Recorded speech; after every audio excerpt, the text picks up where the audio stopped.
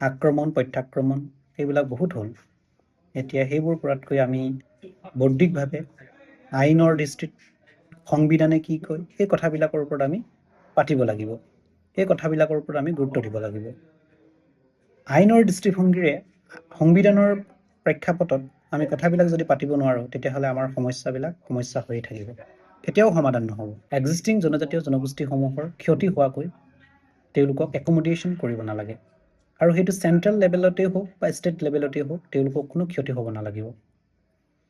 এই ব্যৱস্থাটোক আমি নিশ্চিত কৰিব পাৰিলে হয়তো 14টা জনজাতীয় জনগোষ্ঠীসমূহৰো কোনো আপত্তি নাথাকে আৰু থাকিব নোৱাৰে। সদৌতিকে ভিডিঅ'টোলৈ স্বাগতম জনাইছোঁ। কাইলৈ অসমৰ পবিত্ৰ বিধানসভাৰ মজিয়াত 6 জনগোষ্ঠীৰ জনজাতিকৰণৰ প্ৰতিবেদন দাখিল কৰিব। এই প্ৰতিবেদন দাখিল কৰাৰ প্ৰাক মুহূৰ্তত আমাৰ মনলৈ অহা কেইটামান প্ৰশ্ন আপোনালোকৰ আগত ব্যক্ত কৰিব বিচাৰিছোঁ। প্ৰথম প্ৰশ্নটো হৈছে, এই প্ৰতিবেদন কাৰ স্বাৰ্থত? এই প্ৰতিবেদন প্ৰস্তুত কৰাৰ আগতে 14টা জনজাতীয় জনগোষ্ঠীসমূহৰ নেতৃস্থানীয় ব্যক্তিসকলৰ লগত কিয় আলোচনা কৰা হোৱা নহ'ল? এই প্ৰতিবেদনত 14টা জনজাতীয় জনগোষ্ঠীসমূহৰ সাংবিধানিক অধিকাৰ সুৰক্ষাৰ কথাখিনি কেনেকৈ একমোডেশ্যন কৰা হৈছে? এই প্ৰতিবেদনত 6টা জনগোষ্ঠীৰ জনজাতিকৰণৰ মৰ্যাদাটো কেনেকৈ কি ধৰণে একমোডেট কৰিব, এই কথাখিনি কিয় 14টা জনজাতীয় জনগোষ্ঠীৰ নেতৃস্থানীয় ব্যক্তিসকলৰ লগত, বৌদ্ধিক মহলৰ লগত, বিভিন্ন ক্ষেত্ৰৰ লগত জড়িত ব্যক্তিসকলৰ লগত আলোচনা কৰা নহ'ল? এই যে চৰকাৰে তেওঁলোকৰ সুবিধাজনক এটা স্থিতিত থাকি প্ৰতিবেদনটো প্ৰস্তুত কৰি কাইলৈ দাখিল কৰিব বা কৰিবলৈ গৈ আছে, এই প্ৰতিবেদনে হয়তো 6টা জনগোষ্ঠীৰ জনজাতিকৰণৰ দাবী, এই দাবী আন্দোলনত সাৰ পানী যোগাই জীয়াই ৰখাৰ এক ৰণকৌশল নহয়তো। আমি 6টা জনগোষ্ঠীৰ জনজাতিকৰণৰ যি আন্দোলন, সেই আন্দোলনৰ স্থায়ী সমাধান বিচাৰোঁ, আৰু এই স্থায়ী সমাধানৰ কাৰণে আমাক লাগিব 14টা জনজাতীয় জনগোষ্ঠীসমূহৰ নেতৃস্থানীয় ব্যক্তি, 6টা জনগোষ্ঠীৰ নেতৃস্থানীয় ব্যক্তিসকলৰ লগত, আৰু অসমৰ বিভিন্ন ক্ষেত্ৰত জড়িত হৈ থকা সাহিত্যানুৰাগী, বুদ্ধিজীৱী আৰু সচেতন মহলৰ লগত আলোচনা পৰামৰ্শ গ্ৰহণ কৰাৰ প্ৰয়োজনীয়তা আছে। আমি সমস্যাটো সমাধানৰ কথা চিন্তা কৰি পিনি যিকোনো সিদ্ধান্ত গ্ৰহণ কৰাটোৰ প্ৰয়োজন আছে বুলি মই ভাবোঁ। ইয়াতে যদি কাইলৈ দাখিল কৰিবলগীয়া প্ৰতিবেদনত কেৱল 6 জনগোষ্ঠীৰ জনজাতিকৰণৰ সপক্ষে যদি যায়, 14টা জনজাতীয় জনগোষ্ঠীসমূহৰ যি সাংবিধানিক অধিকাৰ সুৰক্ষাৰ প্ৰশ্নটোক আওকাণ কৰা হয়, তেতিয়াহ'লে পুনৰ অসম অশান্ত হ'ব বা অসমত আন্দোলনময় এক পৰিৱেশৰ সৃষ্টি হ'ব, যিটো আমাৰ কাম্য নহয়, যিটো অসমে নিবিচাৰে, আৰু এগৰাকী অসমৰ সন্তান হিচাপে সেই কথা বা এই ধৰণৰ কাৰবাৰ আমি কামনা নকৰোঁ। সমস্যাটো সমাধান হওক।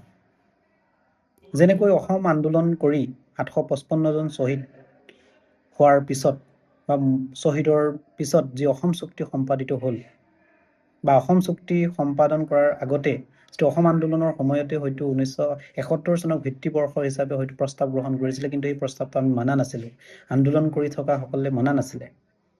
কিন্তু পৰৱৰ্তী সময়ত যেতিয়া অসম চুক্তি কৰা হ'ল বা ইতিমধ্যে আকৌ কাও আহিলে, অহাৰ পিছত 2014 চনৰ 31 ডিচেম্বৰলৈকে অহা বিদেশীসকলকো অসমৰ নাগৰিক প্ৰদানৰ যি এটা ব্যৱস্থা কৰা হ'ল, সেই গতিকে এই যে 855জন শ্বহীদৰ মূল্যটো, ৰঙা তেজৰ মূল্যটোক আমি অৱমাননা কৰা নহ'লনে?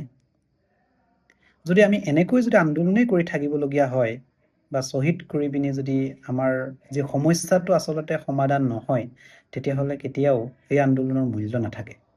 সেই গতিকে আমি যি সমস্যাটো সমাধান কৰিবৰ কাৰণে আমাক লাগিব সূক্ষ্ম আলোচনা আৰু পৰ্যালোচনা।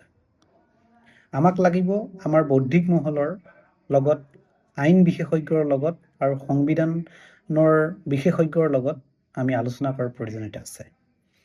সেইকাৰণে মই আশা কৰোঁ যে এই সমস্যাটো সমাধানৰ কাৰণে আমাৰ 6 জনগোষ্ঠীৰ জনজাতিকৰণৰ দাবী আন্দোলনত জড়িত নেতৃস্থানীয় ব্যক্তি আৰু 14টা জনজাতীয় জনগোষ্ঠীসমূহৰ নেতৃস্থানীয় ব্যক্তি লগতে চৰকাৰী পক্ষ আৰু সংবিধান বিশেষজ্ঞ আইন বিশেষজ্ঞৰ লগত আলোচনা হ'ব লাগে আৰু তেওঁলোকক কেনেধৰণে একমোডেশ্যন কৰিব পৰা যায় সেই ব্যৱস্থাটোৰ ওপৰত আলোচনা হ'ব লাগে। এই আলোচনাটো আমি দুই ধৰণে কৰিব পাৰোঁ। তেওঁলোকক STৰ মৰ্যাদাটো হয়তো উইদিন আছাম মতে দিব পাৰোঁ নেকি, এই কথাটো পৰ্যালোচনা কৰাৰ প্ৰয়োজনীয়তা আছে। আৰু তেওঁলোকৰ যি কেটেগৰী 6টা জনগোষ্ঠীক জনজাতিকৰণৰ যি কেটেগৰী, সেই কেটেগৰীটোক আমি চেণ্ট্ৰেলি এটা এজ এ নেশ্যন ৱাইড যিটো নেশ্যনেলি তেওঁলোকক এটা ST কেটেগৰী হিচাপে পৃথক ST কেটেগৰী হিচাপে আমি কৰিব পাৰোঁ নেকি, সংবিধানে কি কয়, সংবিধানে আমাক এলাউ কৰেনে, সেই ধৰণে এই কথাবিলাক আমি পাতিব লাগে।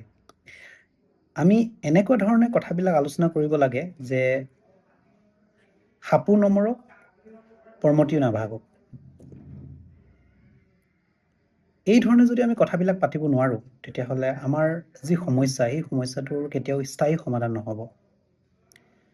আমি কেতিয়াও এনেকুৱা ধৰণৰ কথা বতৰাবিলাক পাতিব নালাগে বা এনেকুৱা ধৰণৰ চিন্তা কৰিব নালাগে যে আনক ক্ষতি কৰি হ'লেও আমি আমাৰ প্ৰাপ্যখিনি আদায় ল'ম বা আমি আমাৰ দাবী সাব্যস্ত কৰি যাম, এনেকুৱা ধৰণৰ হ'ব নালাগে। আমি সকলোৱে সহমৰ্মিতাৰে সহযোগিতাৰে আমি কথাবিলাক পাতিব লাগিব, আমি আগবঢ়াব লাগিব।